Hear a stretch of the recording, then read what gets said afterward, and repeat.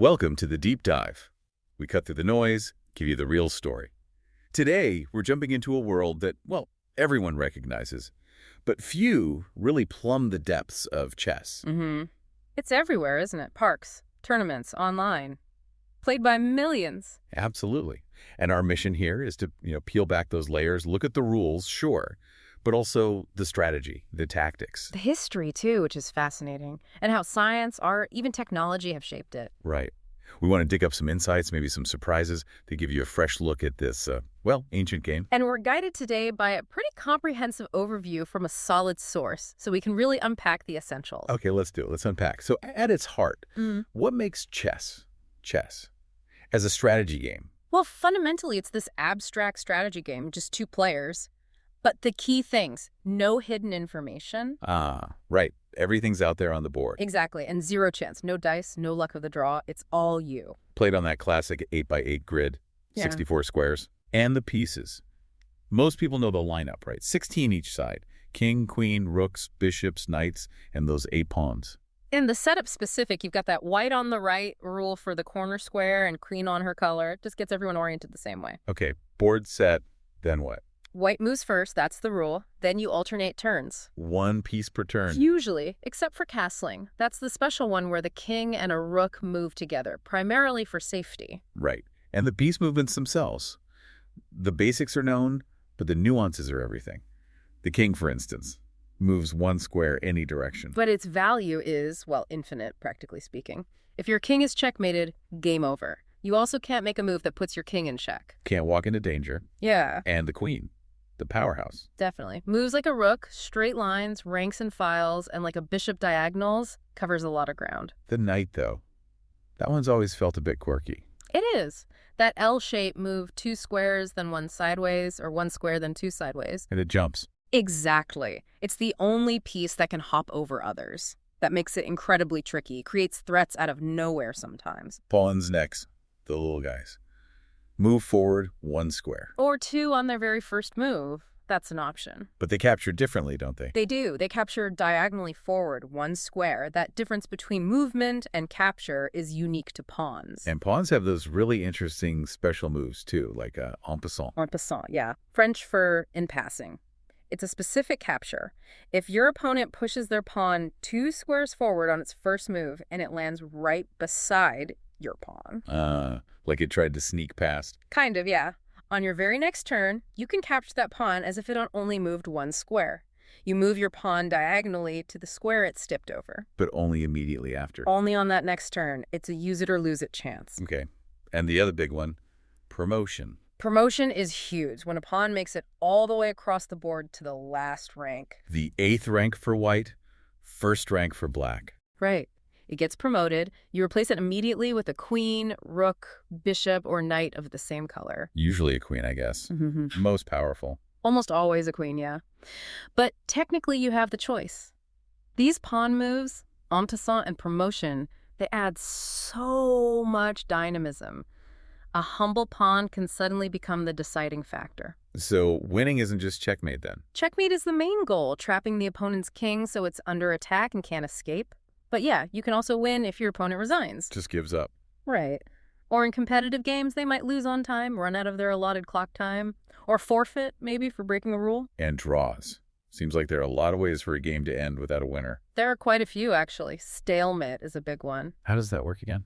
It's when the player whose turn it is has no legal moves at all, but their king is not in check. The game just stops. It's a draw. Okay, so trapped but not under attack. Exactly. Then there's a dead position. That's where neither player could possibly checkmate the other, even with the worst possible play from the opponent. Like if it's just 2 kings left on the board. No way to force a win. Makes sense. You could also just agree to a draw. That's pretty common in tournaments, actually. Just shake hands. Pretty much. Though there have been efforts to discourage really early, quick draws in top-level play. And repetition rules. Right. If the exact same board position with the same player to move and the same potential moves like castling or en passant occurs 3 times during the game. Doesn't have to be consecutive moves. No, it just has to appear 3 times. Either player can claim a draw then. There's also a newer 5-fold repetition rule where the arbiter must declare it a draw automatically. Okay.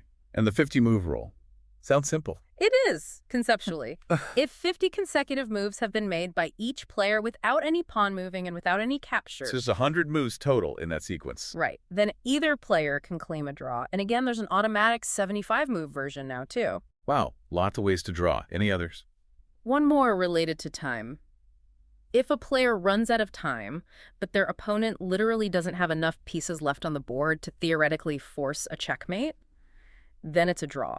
So you can't win on time if you have, say, only a king left. Exactly.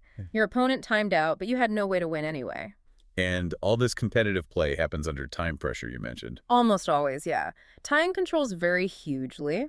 You've got classical chess, the long games, maybe 2 hours per player, sometimes more with increments. Increments. Yeah, where you get a few extra seconds added to your clock after each move you make. Digital clocks make that easy. Okay, so classical is long. Then what? Rapid chess is faster, maybe 10 minutes to an hour per player. Then blitz, that's quick, like 3 to 10 minutes. That's intense. Oh, yeah. And then there's bullet chess. Bullet. Less than 3 minutes for the whole game, usually 1 minute, maybe 2. It's incredibly fast. Online, you even see pre-moves where you input your next move while your opponent is still thinking, so it happens instantly when it's your turn. Wow. Need quick reflexes for that. Definitely. So how do people even keep track of these games? It's Especially the complex ones. There's a standard language, thankfully. Algebraic notation. It's universal. How does it work? Basically, the board has coordinates, files. The vertical columns are labeled A through H. Ranks, the horizontal rows, are 1 through 8, starting from white side. Okay, so each square has a unique name, like E4 or A8. Exactly. And pieces get a letter. K for king, Q for queen, R for rook, B for bishop, N for knight. N for knight, not K. Right, because K is already taken by the king, so N for knight. Pawns don't get a letter, you just use the square they move to. So E4 means a pawn move to E4, but NF3 means a knight move to F3. Precisely. Captures use an X. So BX F7 means a bishop captures whatever was on the F7 square. Got it. And special moves. Castling has its own notation. 0-0 for kingside castling, 0-0 for queenside. Pawn promotion is shown by adding the piece it becomes, like A8Q means a pawn reached A8 and became a queen. Simple enough. What about checks and checkmates? Check is a plus sign, plus check. Checkmate is a hash symbol, hashtag. And people add commentary symbols too, right? Oh, yeah. Annotators use symbols like for a good move, for a brilliant one, for a mistake, for a blunder, like a really bad mistake. So you could see a move like Q5 Yeah. indicating it was probably not the best idea. Exactly. Or something like the end of the scholar's mate, a common beginner trap, might be written 4.QXS7 chag. Queen takes F7, checkmate. And the move before it, say 3 by NS6, would get the double question mark because it allows the mate. This notation really lets you follow along, study games from history. It's indispensable. It's the language of chess literature. Okay, so we've got the mechanics down, the rules, the language. But the real magic, the depth, comes from the thinking, right? The strategy and tactics. Absolutely. That's where the game truly opens up. Strategy is the long-term thinking, the planning. What goes into that? You're evaluating the position constantly, thinking about the value of the pieces on the board, the rough point system. Pawn is 1, knight and bishop around 3, rook 5, queen 9. And the king is? Priceless. But yeah, those values give you a quick material assessment.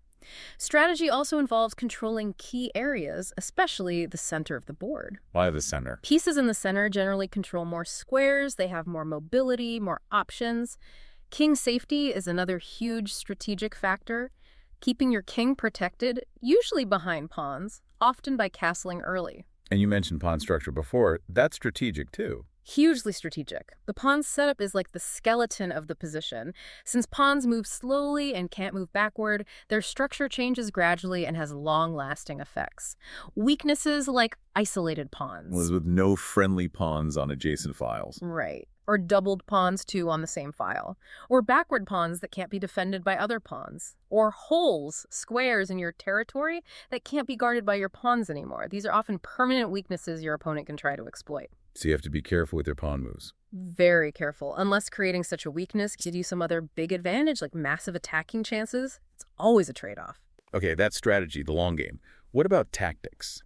Tactics are the short-term, forcing sequences of moves, the quick calculations. Like, if I move here, they have to respond this way, then I can do that. Give me some examples. Well, the basics include things like a pin, where you attack a piece that can't move without exposing a more valuable piece behind it along the same line. Okay, pins it down. Exactly. Or a fork, where one piece attacks two or more enemy pieces at the same time.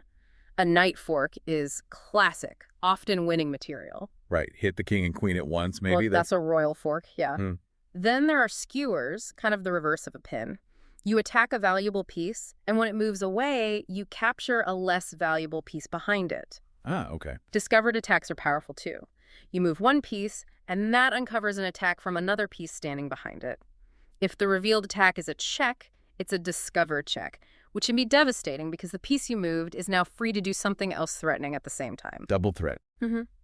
There are others too, like swish and zug, an in-between move you insert into an expected sequence, deflection, decoys, sacrifices to gain position or initiative, undermining a defender, overloading a piece that's defending too many things. Wow, quite a tactical toolkit. It is, and when you combine several of these tactical ideas into a forced sequence, often involving a sacrifice that leads to a win or a big advantage, that's called a combination.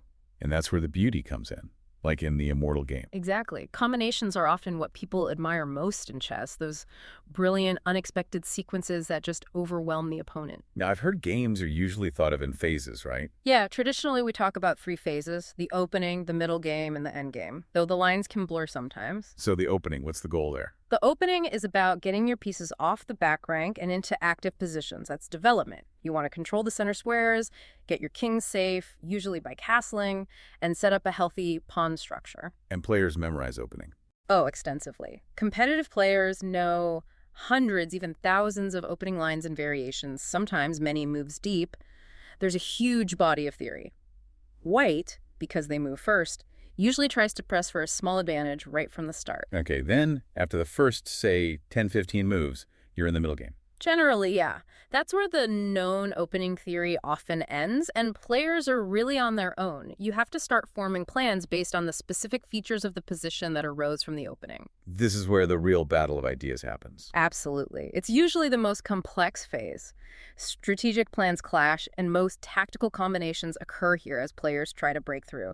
You might see specific strategic plans like a minority attack, where you use fewer pawns on one side of the board to attack the opponent's larger pawn chain, trying to create weaknesses. And then, if the dust settles and pieces get traded off, the end game. Right. The end game is defined by having very few pieces left on the board, and here's where things get really interesting in a different way.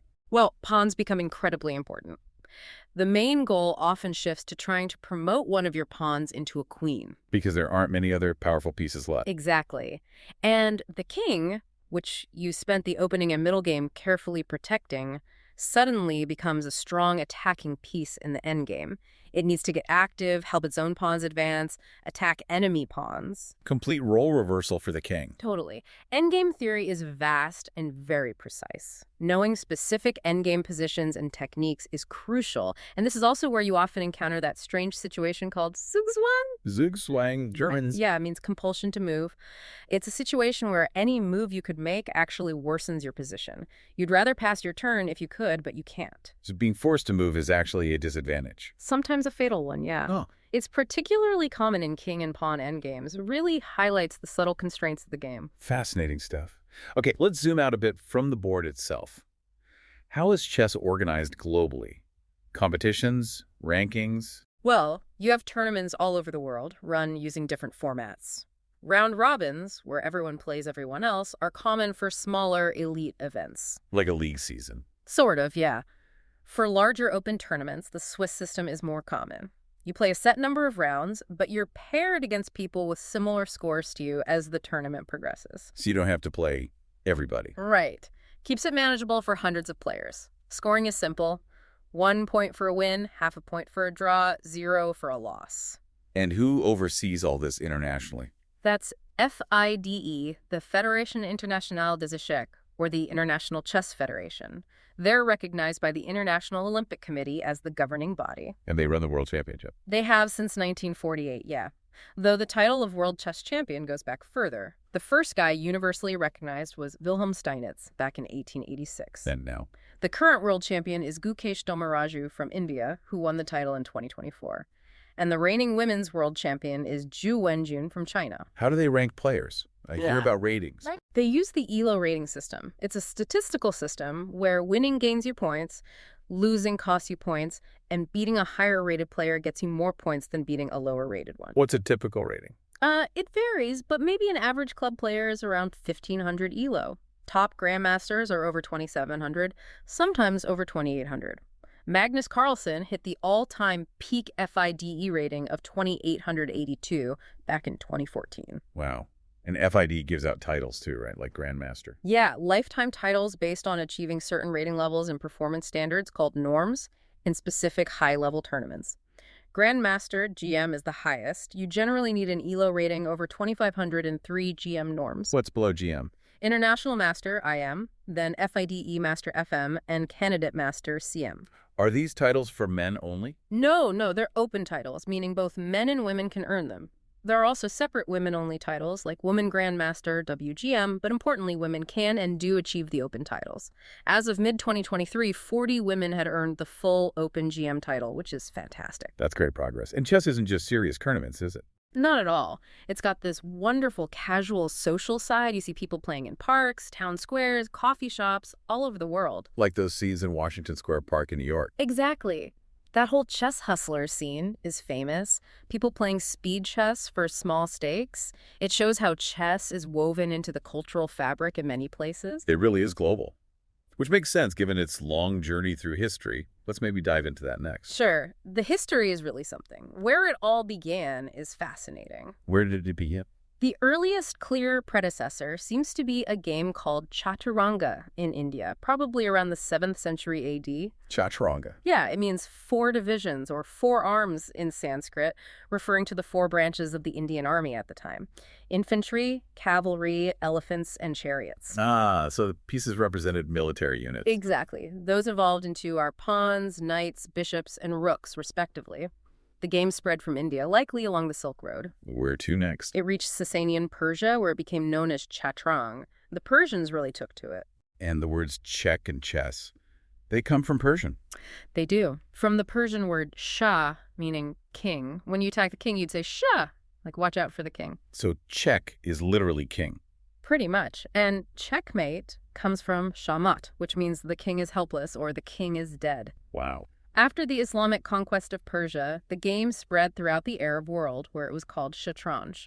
They preserved and studied it extensively. Do we have old pieces from back then? The oldest generally accepted chess pieces are some ivory ones found in Afrasiab, which is near Samarkand in modern Uzbekistan. They date to around 760 AD. So over 1,200 years old. How did it get to Europe? Through various routes, likely via the Byzantine Empire, Moorish Spain, and trade routes. By the 9th or 10th century, it was known in Western Europe and Russia. You see its influence in Spanish ajedrez and Portuguese ajedrez, both derived from shatranj. But the rules were different back then, right? Oh yeah, significantly different. The queen and bishop were much weaker pieces. The major transformation happened relatively late, around 1475. What changed? This happened, it seems, primarily in Valencia, Spain. Pawns suddenly gained the option to move 2 squares on their first move. The bishop changed from a piece that moved exactly 2 squares diagonally, jumping over the first, to one that could sweep along the entire diagonal like it does today. And the queen. The queen got the biggest upgrade. She went from moving only 1 square diagonally to having her modern powers combining the rook's and bishop's moves. That must have changed the game completely. Dramatically. The game became much faster, more dynamic. In fact, this new version was sometimes called Queen's Chess or even Mad Queen Chess because she was so powerful compared to before. Castling also emerged around this time or shortly after, adding another layer of strategy. So modern chess is really only about 500-something years old. The core rules, yes. Then came the 18th and 19th centuries, the so-called Romantic era of chess. What defined that period? It was all about brilliant attacks, sacrifices, and aesthetics. Winning was important, but winning beautifully with daring tactics was highly valued, sometimes even overplaying the objectively best move. Gambits were popular then. Very. Like the King's Gambit, where white sacrifices a pawn right away to open lines for attack. Chess was centered in coffee houses, especially in Paris, like the Café de la Régence. Thinkers like Philidor were active. Then he was one of the first to really emphasize the importance of pawn structure, famously saying, "Pawns are the soul of chess." And the rules continued to solidify. Yes, things like the precise rules for stalemate, the convention that white always moves first, the Right. exact rules for castling and en passant, they were all standardized during the 19th century. Then came the shift towards chess as more of a sport. Right, late 19th, early 20th century. Wilhelm Steinitz is a key figure here. He championed a more scientific or positional approach, focusing on accumulating small advantages, solid pawn structures, and strategic maneuvering, rather than just all-out attacks. And he became the first official world champ. In 1886, yes. That really marks the beginning of modern competitive chess.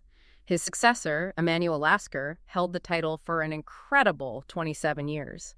Then FIDE was founded in Paris in 1924 to organize international chess. And the Women's World Championship started soon after. 1927.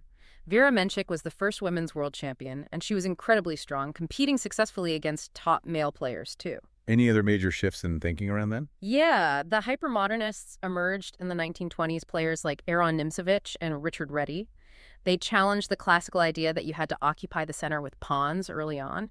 They proposed controlling the center from a distance with pieces, letting the opponent build a big pawn center, and then attacking it. Added a whole new layer of strategic complexity. Then after World War II, the Soviet era. Very much so. The Soviet Union heavily promoted chess, seeing it as a demonstration of intellectual prowess. Mikhail Botvinnik became world champion in 1948, kicking off decades of Soviet dominance. Almost unbroken, right? Almost. The big exception was the American Bobby Fischer, who famously defeated Boris Spassky in their 1972 match of the century in Reykjavik, Iceland. That was huge, wasn't it? Cold War backdrop and It's everything. absolutely massive. Front page news worldwide. It transcended chess. Fischer held the title until 1975 when he forfeited it. After him, Soviet players like Anatoly Karpov and then Garry Kasparov took over. Karpov and Kasparov had that epic rivalry. One of the greatest rivalries in any sport. Multiple grueling world championship matches.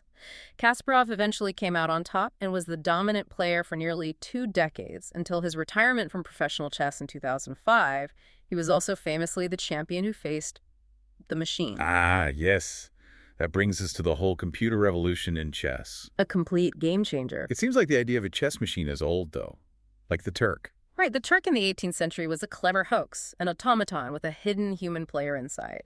But the real quest began with the dawn of computers. Claude Shannon's 1950 paper was seminal. What did Shannon propose? He outlined how a computer could theoretically play chess, evaluating positions, exploring move trees.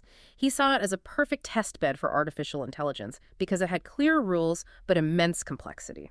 How long did it take for computers to actually play well? Progress was gradual. The first computer chess tournaments started in the 1970s. Computers got stronger and stronger. A big development was endgame table bases. Table bases. These are databases that store the perfect outcome for every possible position with a small number of pieces, like, say, 6 pieces or fewer.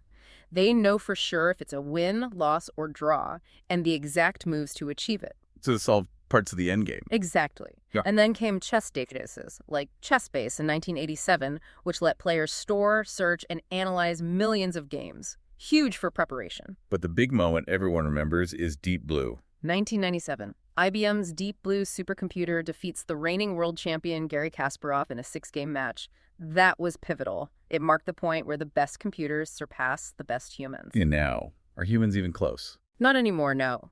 Today's top chess engines like Stockfish, which is open source, or Google's AlphaZero, they are significantly stronger than any human grandmaster. How have they changed the game for humans? Profoundly. They've revolutionized opening theory, discovered new strategic ideas, improved endgame technique. Everyone uses engines for analysis and training. But it also brings challenges, especially concerns about cheating in online play. AlphaZero was different, wasn't it? Used AI. Right. Unlike earlier engines programmed with human chess knowledge, AlphaZero learned just by playing millions of games against itself, using a neural network. It came up with some really creative, alien-looking strategies that have influenced human play. Alongside computers, the internet must have had a massive impact. Oh, absolutely. Online chess servers popped up, allowing anyone with an internet connection to play against people all over the world anytime. Made the game incredibly accessible. And then there was that recent boom. Yeah, the 2020 online chess boom. It was remarkable, driven by a couple of things converging: The COVID-19 pandemic keeping people at home, looking for things to do. Exactly. And the massive, unexpected success of the Netflix series The Queen's Gambit. That show was huge. It really was. The result, chess app downloads skyrocketed like a 63% increase. Major platforms like chess.com saw registrations more than double. And interestingly, brought a lot more women into the game too, changing the demographics. So chess is kind of cool now. It definitely had a massive surge in popularity and, yeah, maybe coolness factor. It also boosted chess as an esport. Esport, like video games. Pretty much. Professional esports organizations started signing top chess players as early as 2020. And in 2025, chess was officially added to Saudi Arabia's Esports World Cup, a major event, big prize money, professional teams. It's becoming a serious spectator esport online. And top players are streaming. Yeah, players like Hikaru Nakamura, Magnus Carlsen, many others have huge followings on platforms like Twitch, streaming their games, commentary, lessons. It's a whole new way chess is reaching audiences. So technology hasn't killed chess, it's transformed it. How people study it must be completely different now. Night and day. Instead of needing huge physical libraries of chess books and magazines, you now have searchable databases with millions of games instantly available. You have incredibly strong engines on your phone to analyze any position. Online tutorials, videos, interactive lessons. High-level learning is way more accessible than ever before. It's amazing how this ancient game keeps adapting.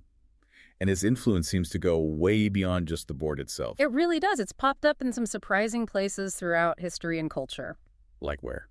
Well, back in the Middle Ages and Renaissance, it was a big deal in noble culture. They called it the king's game. It wasn't just entertainment. It was seen as a way to teach military strategy and courtly manners. Though some thought it was a waste of time. Yeah, thinkers like Baldassare Castiglione worried that spending too much time mastering chess might take away from more important skills or duties. Shows how seriously it was taken. And it was used for moral lessons. Definitely. There was a famous Dominican friar, Jacobus de Sessolis, around 1300, who wrote a book of sermons using chess pieces as metaphors for different social classes and their duties. The king, the queen, knights, peasants, pawns, etc. And that book was one of the first printed in English. His work inspired William Caxton's The Game and Play of the Chess, printed around 1474. It was one of the very first books printed in the English language using chess to teach morality. Wow. And Benjamin Franklin wrote about chess, too. He did. In 1786, he wrote an essay called The Morals of Chess. He wasn't a top player, but he loved the game and argued it developed valuable life skills. Which ones? He highlighted 3. Foresight, thinking ahead about consequences. Circumspection, surveying the whole situation before acting, and caution, not making moves too hastily. He saw direct parallels between good chess play and good conduct in life. That's a powerful investment, and it shows up in literature and film all the time. Constantly. Lewis Carroll's Through the Looking Glass is structured as a chess game, with Alice as a pawn trying to become a queen. Ingmar Bergman's classic film The Seventh Seal has that iconic scene of a knight playing chess against death. And pop culture references. Star Trek, Harry Potter. Yep, Star Trek has its futuristic, tri-dimensional chess. Harry Potter has wizard's chess, where the pieces are alive and smash each other. It just captures the imagination. Beyond culture, what about connections to science?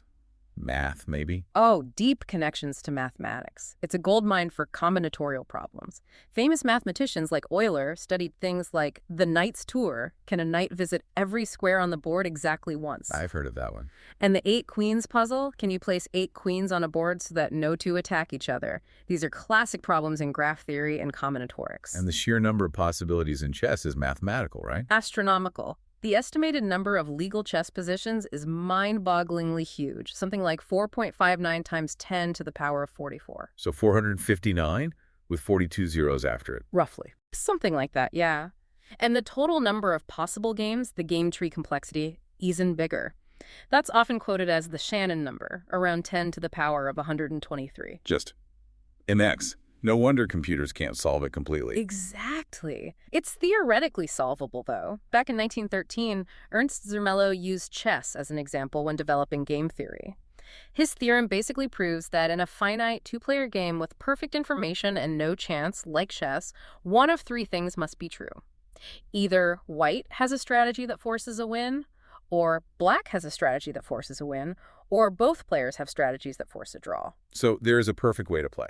Theoretically, yes. Chess has a determined outcome if played perfectly. But the game tree is so vast, actually calculating that perfect strategy is completely impossible with any conceivable technology. It remains a practical challenge. Any other weird math connections?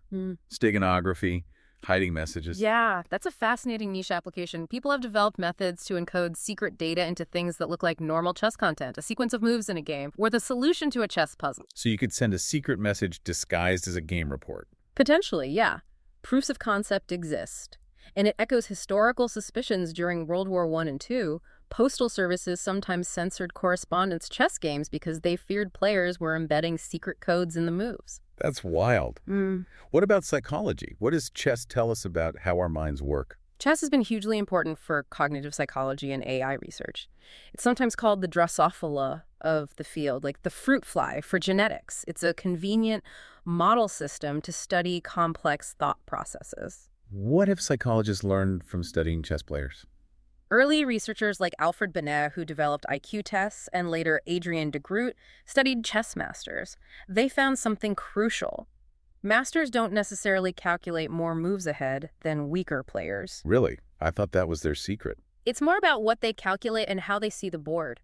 Masters rely heavily on deep knowledge and pattern recognition. De Groot's experiments showed masters could reconstruct complex positions from real games almost perfectly after seeing them for just a few seconds. Because they saw meaningful patterns, not just individual pieces. Exactly. Novices looking at the same position saw chaos. But if you showed masters a board with pieces placed randomly, their recall was no better than novices. It proved it wasn't just photographic memory, it was chess-specific knowledge and pattern chunking. So expertise is about stored knowledge and recognizing patterns. That's a huge part of it. More recent research looks at things like the role of deliberate practice-focused, effortful training in developing skill. Also factors like starting age, maybe even subtle things like handedness or season of birth, though those are more debated. And the link between chess skill and general intelligence. That's still debated too. There seems to be some correlation, especially in younger players or those newer to the game, but among high-level experts, the link becomes weaker. Chess skill seems to become highly specialized. It's a fascinating ongoing area of research. So after this whole deep dive, what does it all mean? What should we take away? Well, I think it shows that chess is just this incredibly rich tapestry. It started as maybe a war game simulation. Evolved through cultures, became a tool for teaching morals, an art form, a sport. A scientific puzzle, a field for AI, and now a global online phenomenon, an esport. It reflects so much about human history and intellect. It really is a universe in 64 squares. Yeah. It keeps challenging us, keeps adapting to new eras, new technologies. It seems to constantly teach us something new about strategy, about planning, about how we think. And maybe that leaves us with a final thought for you, the listener. Consider this. A game born from ancient military strategy, with pieces that once moved in very limited ways, has evolved into this complex mental sport where human intuition is now constantly interacting, sometimes competing, sometimes collaborating with powerful artificial intelligence. Right, this ongoing dance between human creativity and raw computational power. What could that teach us, not just about chess, but about the future of problem solving itself, about how humans and AI might tackle complex challenges together? Something to think about. That's all for this deep dive. Thanks for joining us.